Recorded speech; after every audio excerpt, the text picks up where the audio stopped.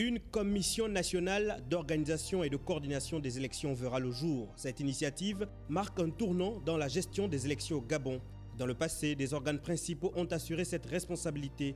D'abord, la Commission nationale électorale en 1996, puis la Commission nationale électorale et permanente en 2006 et le Centre gabonais des élections plus récemment en 2018.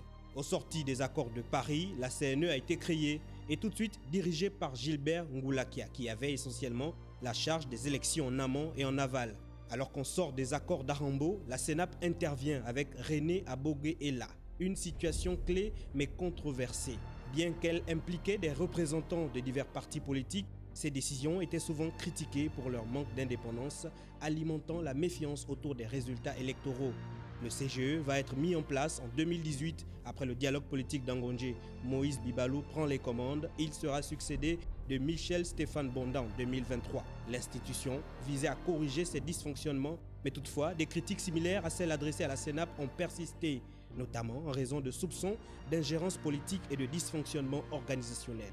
Au ministère de l'Intérieur, on s'active déjà pour tout mettre en œuvre. La nouvelle commission électorale annoncée par le gouvernement de la transition se distingue par sa structure centralisée sous la tutelle du ministère de l'Intérieur. Elle aura pour principaux rôles coordonner les opérations électorales à travers le pays, superviser les commissions locales et consulaires pour une gestion harmonisée, centraliser les résultats électoraux afin d'en garantir la transparence et l'annonce officielle.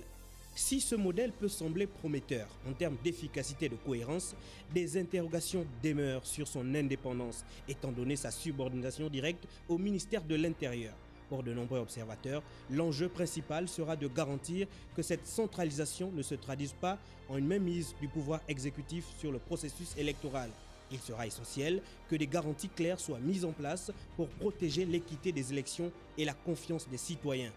L'expérience passée de la CNE, CNAP et du CGE doit servir de leçon pour construire un modèle véritablement inclusif et transparent, capable de répondre aux aspirations démocratiques du peuple gabonais.